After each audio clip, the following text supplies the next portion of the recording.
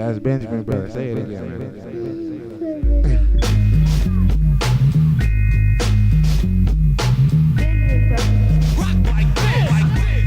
This sound, but we find it down.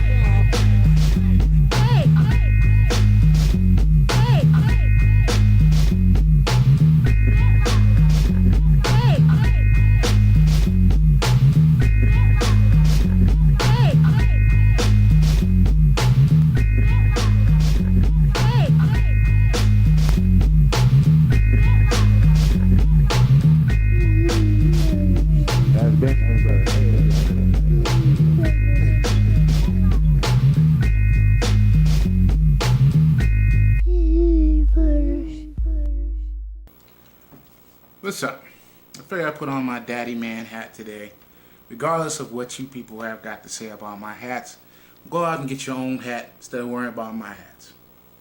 Anyway, so what I had is, I seen that Obama had, just after I had made that show about fatherhood, and you know, I already, earlier this month, started off with what it takes to be a man and your opinions on being a man. And I think that this summed it all up. What he did is he wrote this big, I want to say speech, but he wrote a little article or a couple of paragraphs in Parade magazine. What I decided to do was highlight some of the stuff in it and read it to you because it falls under what I was saying earlier, which to me probably means that around the time that I was thinking of some of this stuff, he was writing what he had to say, or the time I was writing it, he was writing it, but we were on the same page is how I felt. So I'm going to go into that. We need fathers to step up to realize that their job does not end at conception. That what makes you a man is not the ability to have a child, but the courage to raise one. As fathers, we need to be involved in our children's lives, not just when it's convenient or easy, and not just when they're doing well, but when it's difficult and thankless and they're struggling. That is when they need us most. And it's not enough to just be physically present. Too often, especially during tough economic times like these, we are emotionally absent, distracted, consumed by what's happening in our own lives, worried about keeping our jobs and paying our bills, unsure if we'll be able to give our kids the same opportunities we had. Our children can tell. They know when we're not fully there, and that disengagement sends a clear message, whether we mean it or not, about where among our priorities they fall. So we need to step out of our own heads and tune in. We need to turn off the television and start talking with our kids and listening to them and understanding what's going on in their lives. We need to set limits and expectations. We need to replace that video game with a book and make sure that homework gets done. We need to say to our daughters, don't ever let images on TV tell you what you are worth, because I expect you to dream without limit and reach for your goals. We need to tell our sons, those songs on the radio may glorify violence, but in our house, we find glory in achievement, self-respect, and hard work. We need to realize that we are our children's first and best teachers. When we are selfish or inconsiderate, when we mistreat our wives or girlfriends, when we cut corners or fail to control our tempers, our children learn from that. And it's no surprise when we see those behaviors in our schools or on our streets. But it also works the other way around. When we work hard, treat others with respect, spend within our means, and contribute to our communities, those are the lessons our children learn. And that is what so many fathers are doing every day. Coaching soccer and little league, going to those school assemblies and parent-teacher conferences, scrimping and saving and working that extra shift so their kids can go to college. They are fulfilling their most fundamental duties as fathers, to show their children, by example, the kind of people they want them to become. When I read that, personally, I almost choked up because a lot of that hit me hard, you know. And I'm sure by reading it, if you were paying attention to what I was saying, it hit you hard as well. And if you choose to respond to this, that's cool. Inqronicles at yahoo.com, Inqronicles at yahoo.com. But if you don't, just pay attention to what I just read. It's very important.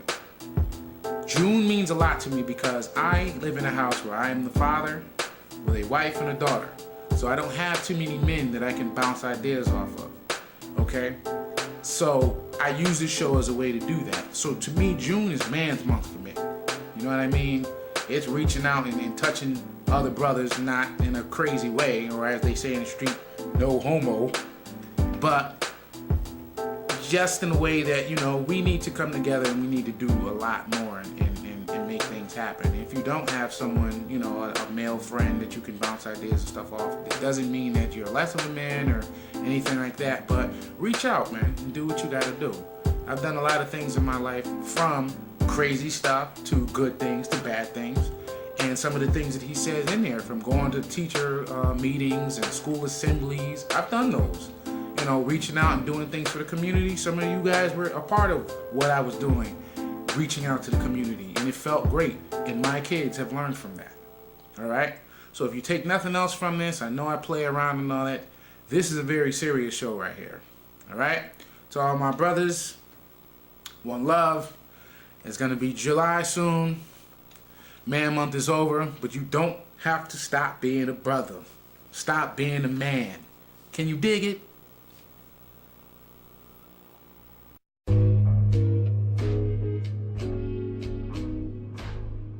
What up, folks? I'm gonna get into some of these responses I got from a couple of the shows. And check this out.